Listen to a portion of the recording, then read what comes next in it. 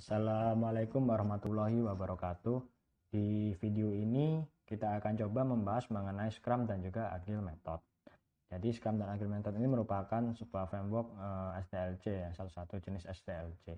Nah, sebelum masuk, kita coba pelajari dulu apa itu SDLC.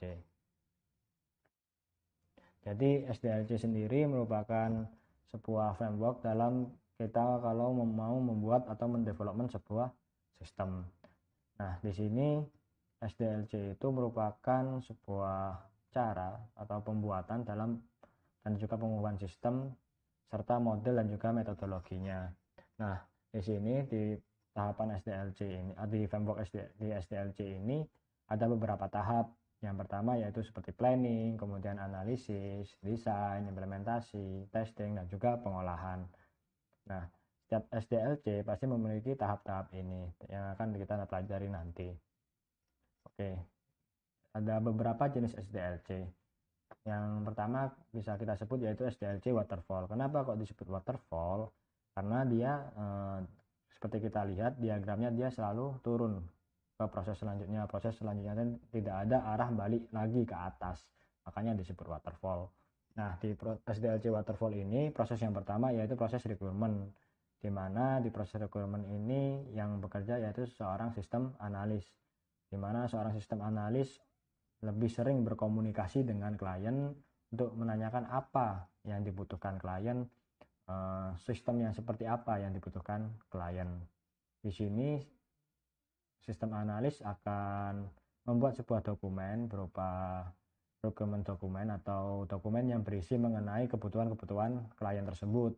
Dan di sini juga penyelesaian dokumen ini juga atas persetujuan klien juga. Jadi situ ada kontrak juga dengan klien mengenai kebutuhannya udah bener nggak seperti ini, seperti itu ya.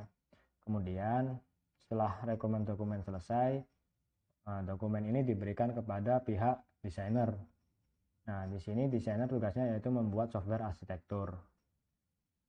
Desainer di sini bisa membuat maksud saya bisa memilih salah satu jenis pemrograman yang akan digunakan. Apabila kita memilih pemrograman secara terstruktur, maka desain yang dibuat yaitu berupa TFT, data flow diagram, ataupun juga sequence diagram. Sedangkan kalau kita memilih pemrograman secara OOP, maka yang dipilih yaitu kelas diagram. Yang dibuat tuh berupa kelas diagram dan juga UML ya. Nah, bedanya terstruktur sama OOP itu apa? Nah, bedanya itu kalau terstruktur, kita membuat software arsitekturnya itu berdasarkan proses-proses yang ada pada sistem tersebut. Sedangkan kalau kita memilih pemrograman secara OOP, maka kita membuat software arsitekturnya itu berdasarkan objek-objek yang ada di dalamnya. Jadi seperti objek, di situ ada mahasiswa, dosen, dan lain sebagainya, seperti itu. Kalau prosesnya apa gitu. Kalau terstruktur kan berdasarkan proses. Maka proses-proses yang ada itu seperti apa sih di sistem itu, misalkan proses memasukkan nilai, proses mengedit nilai seperti itu ya, atau mencetak KHS. Nah, itu salah satu kalau kita berdasarkan pemrograman terstruktur. Nah, setelah dokumen software arsitektur ini selesai, maka selanjutnya diberikan ke programmer untuk diimplementasikan. Nah, di sini programmer bekerja untuk melakukan coding sampai sistem itu selesai.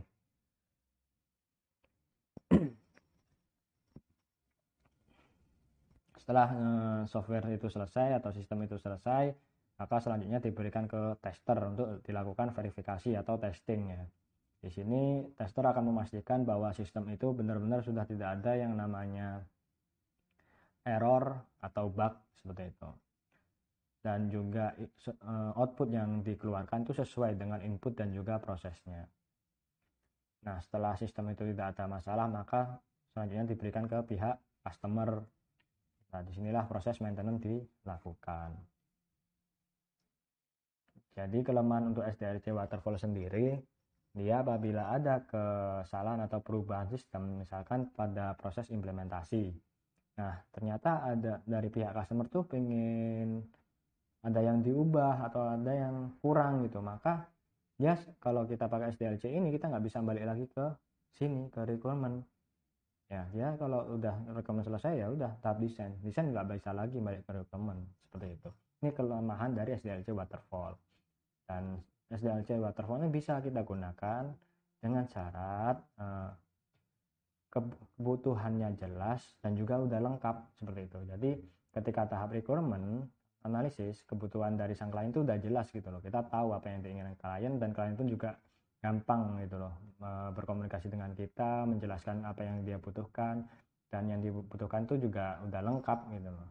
Seperti itu. Kemudian yang selanjutnya yaitu SDLC V-model. Ini ya hampir sama dengan SDLC waterfall, jadi dia lebih cocok untuk klien yang kebutuhannya udah jelas dan juga tetap nggak berubah-ubah. Nah, di proses pertama yaitu requirement design, kemudian tahap sistem desain, arsitektur desain, modul desain ini juga tahap desain. Untuk sistem desain dia lebih ke sistem secara keseluruhan, desainnya seperti apa. Kemudian arsitekturnya itu lebih ke setiap unit-unitnya, unit-unit sistem. Jadi misalkan proses A, proses B, proses C, ya seperti itu ya. Kemudian kalau modul desain dia per unitnya gitu loh. Unitnya misalkan ada proses algoritma, unit dalam arti di sini sebuah algoritma ya, algoritma misalkan dalam modul itu ada proses yang berkaitan dengan mahasiswa dalam memilih mata kuliah seperti itu. Nah, setelah modul desain selesai, selanjutnya yaitu proses coding. Nah, di proses coding ini programmer yang bekerja melakukan coding, kemudian selanjutnya testing. Nah, di sini ada 3 tahapan testing, yaitu unit testing. Di sini ketika melakukan unit testing yang menjadi acuannya benar atau salahnya itu ya dari modul desain tadi. Kemudian selanjutnya integration testing, yaitu apakah setiap unit ini sudah terintegrasi dengan baik seperti itu. Kemudian sistem testing ini testing sistem secara keseluruhan. Nah, kemudian yang terakhir yaitu acceptance testing. Nah, di sini acceptance testing itu kita melibatkan pihak customer, di mana dokumen yang menjadi acuan yaitu requirement dokumen ya, seperti itu. Apakah sudah sesuai enggak sistem ini dengan kebutuhan yang dituliskan di awal. Nah, selanjutnya yaitu SDLC prototype. Untuk SDLC prototype dia lebih cocok untuk klien yang kebutuhannya itu tidak lengkap tapi jelas gitu loh. Jadi kebutuhannya customer ini belum lengkap gitu. Dia customer belum dapat menginisialisasikan gitu loh kebutuhannya itu apa. Nah, di sini kita pihak developer berupaya untuk membantu gitu customer dalam mengetahui kebutuhannya itu apa, jelasnya itu seperti apa.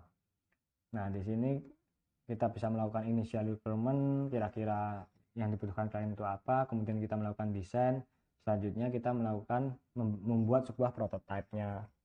Nah, prototipe di sini kalau dalam sebuah sistem kita bisa membuat dalam bentuk sistem mockup ya, kita bisa membuat mockup ataupun juga sistem yang udah jadi tapi fungsinya itu nggak ada, jadi cuma bisa ngeling-ngeling aja lah, itu juga bisa. Nah, kemudian diberikan ke customer, seperti inikah kira-kira yang Anda inginkan, seperti itu.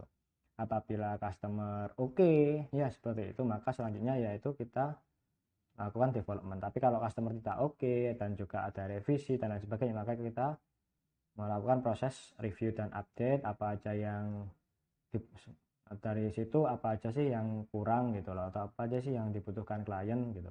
Dan selanjutnya yaitu proses desain lagi, prototyping lagi, sampai customer ini satisfied, puas gitu loh. Oh iya, itu yang saya inginkan.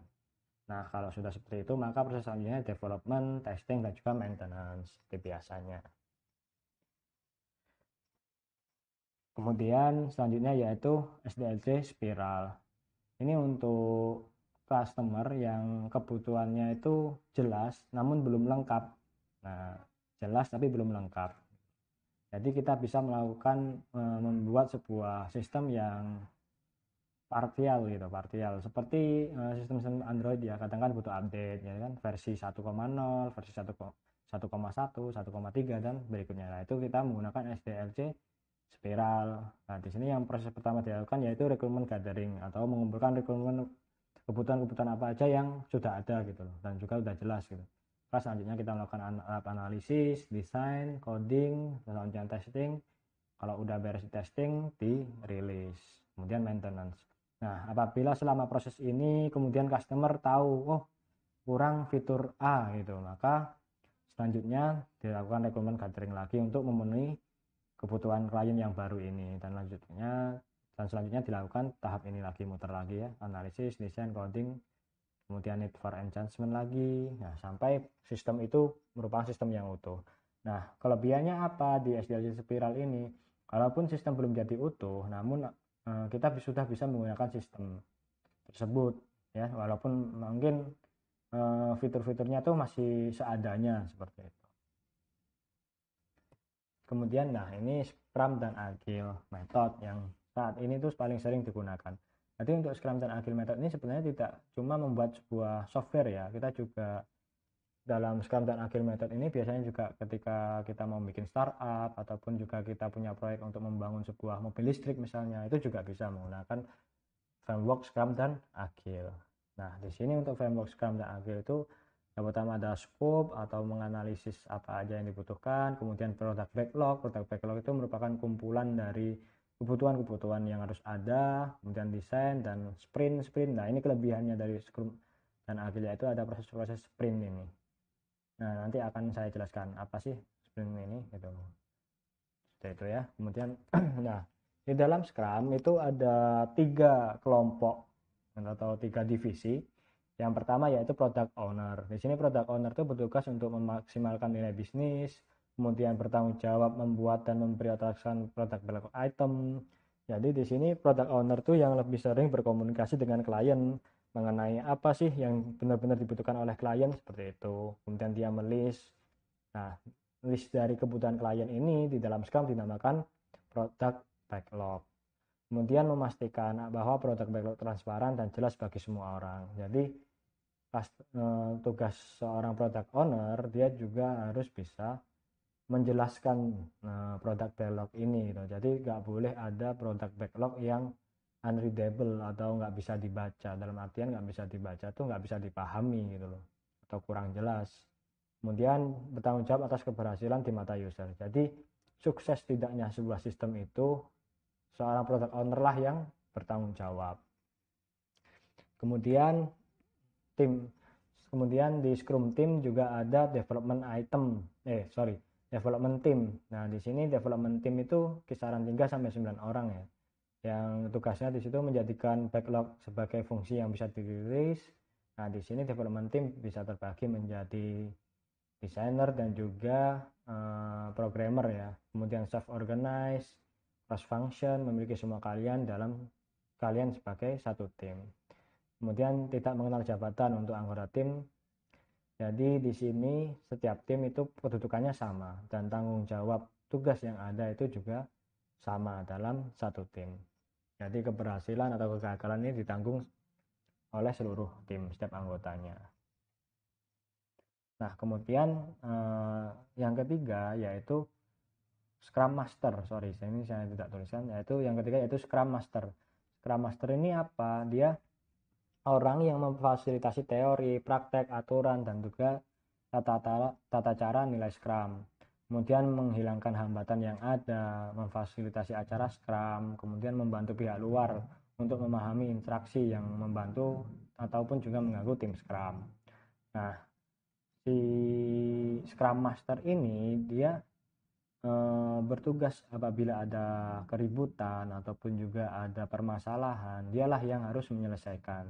Tapi permasalahan di sini permasalahan yang ada di dalam tim Scrum, termasuk product owner dan juga development team seperti itu, bukan permasalahan dengan pihak customer ya. Bedanya di situ. Jadi bedanya Scrum Master dengan product owner yaitu kalau product owner dia bertanggung jawab atas projectnya terhadap klien, kalau Scrum Master dia bertanggung jawab atas jalannya Scrum ini gitu loh. Jalannya Scrum ini.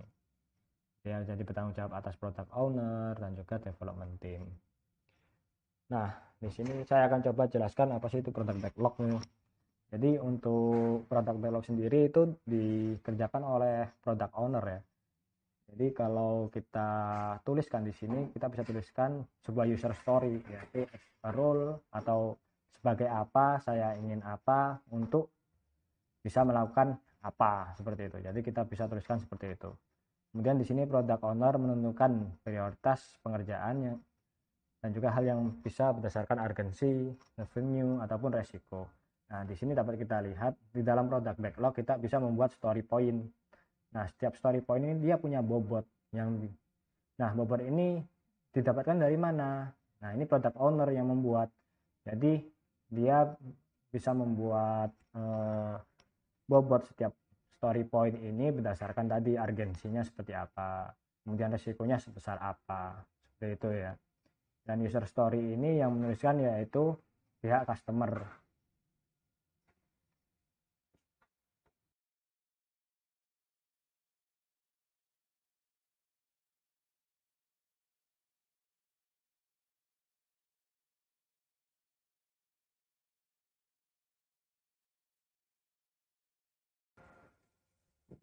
Nah, selanjutnya yaitu Scrum Event. Di dalam Scrum Event ini, dia ada 4 tahapan ya, yaitu Sprint Planning, Daily Scrum, Sprint Review, dan juga Sprint Retrospektif.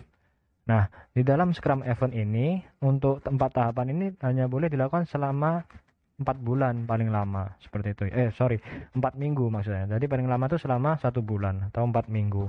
Oke, kita akan coba jelaskan satu-satu. Yang pertama yaitu sprint planning. Nah, di dalam sprint planning ini ada 2 hal yang harus kita jawab, yaitu apa yang akan kita selesaikan dalam sprint ini, kemudian bagaimana cara menyelesaikannya.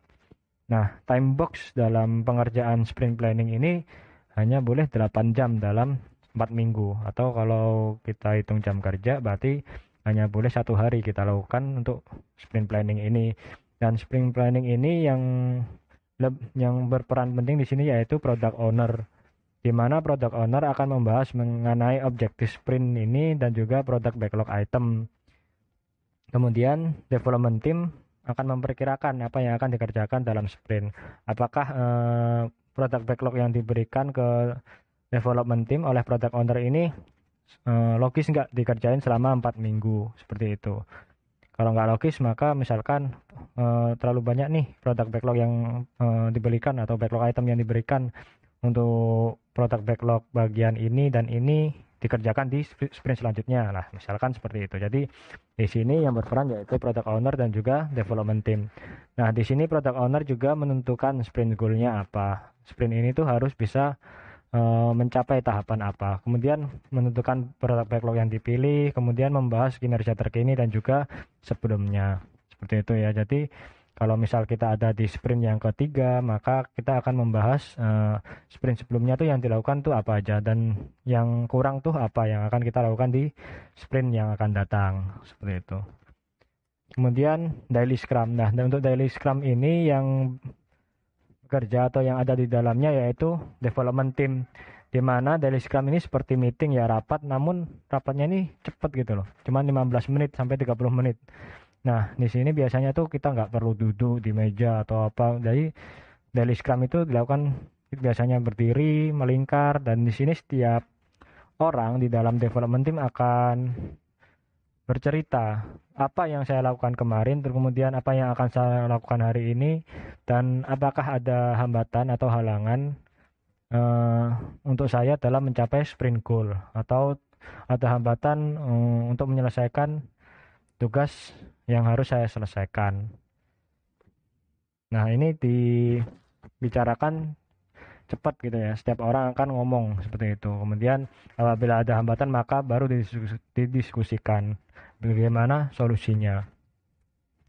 Kemudian setelah daily scrum itu dilakukan setiap hari ya, jadi dilakukan awal sebelum kita memulai bekerja, seperti itu.